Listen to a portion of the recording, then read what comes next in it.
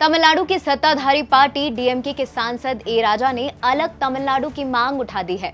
अमित शाह, पेरियार और अलग तमिलनाडु उनके भाषण के केंद्र रहे। पहले अमित शाह का बयान देख लीजिए, जिसमें उन्होंने कहा कि हिंदी को देश की एकता का जरूरी हिस्सा बना दिया जाए। प्रधानमंत्री नरेंद्र मोदी ने तय किया है कि सरकार के कामकाज को आधिकारिक भाषा में किया जाए। इससे हिंदी की महत्ता निश्चित तौर पर बढ़ेगी। और इसी बयान पर ए राजा के दूसरे स्वर गूंज उठे।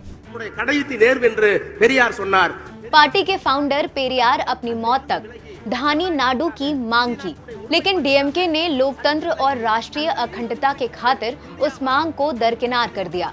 इसलिए मैं बहुत ही विनम्रता के साथ कह रहा हूं कि हम अन्नादुरई के रास्ते पर चल रहे हैं। पेरियार के मार्ग पर चलने के लिए मजबूर ना करें। हमारी अलग तमिलनाडु देश की मांग को फिर से जिंदा ना करें।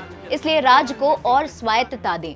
इस बैठक में तमिलनाडु के सीएम एमके स्टालिन भी मौजूद थे, लेकिन ए राजा के बयान पर कोई रिएक्शन नहीं दिया।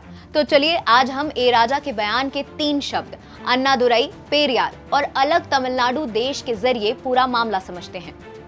सबसे पहले पेरियार के बारे में जानते हैं। ईवी रामास्वामी उर्फ पेरियार का जन्म तमिलनाडु के इरोड में हुआ। ब्राह्मणवाद और हिंदू धर्म की कुरीतियों पर उन्होंने छोटी उम्र से ही प्रहार करना शुरू कर दिया था। 1919 में उन्होंने अपने राजनीतिक सफर की शुरुआत कट्टर गांधीवादी और कांग्रेसी के रूप में की।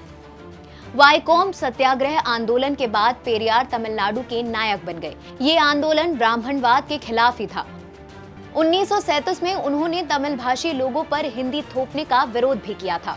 तमिलनाडु को अलग द्रविड़ देश बनाने की मांग आजादी से पहले की है। राज्य में ब्राह्मणवाद विरोधी आंदोलन के दौरान ये कॉन्सेप्ट आया। इस आंदोलन का मकसद तमिल सोसाइटी और गवर्नमेंट से ब्राह्मणों के वर्चस्व को खत्म करना था, साथ ही द्रविड़ मूल के लोगों में समानता लाना और उन्हें अधिक ताकतवर बनाना था। 1939 में पेरियार ने एक अलग द्रविड़ नाडु देश के लिए द्रविड़ नाडु कॉन्फ्रेंस का आयोजन किया। 1940 में साउथ इंडियन लिबरल फाउंडेशन यानी जस्टिस पार्टी ने एक रेजोल्यूशन पारित कर अलग द्रविड़ नाडु देश की मांग की। पहले ये मांग सिर्फ तमिल भाषी क्षेत्रों के लिए थी, लेकिन बाद में द्रविड़ नाडु में आंध्र प्रदेश, केरल, कर्नाटक, ओडिशा और तमिलनाडु को भी शामिल करने की बात कही गई। 1 जुलाई 1947 को अलगाववादी तमिल नेताओं ने द्रविड़ नाडु अलगाव दिवस मनाया। फिर 13 जुलाई को प्रमुख तमिल नेता सीएन अन्नादुरई ने एक स्वतंत्र द्रविड़ नाडु की मांग करते हुए तिरुचिरापल्ली में रेजोल्यूशन पारित किया।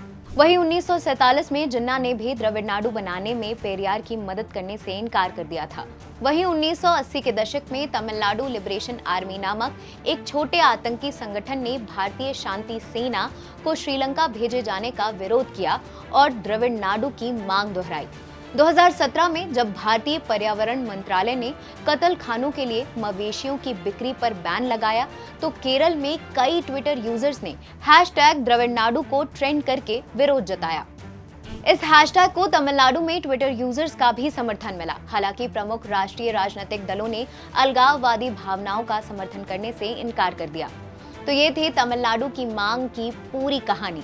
और भी ऐसे वीडियोस के लिए जुड़े रहें दैनिक भास्कर ऐप के साथ, क्योंकि सच करीब से दिखता है।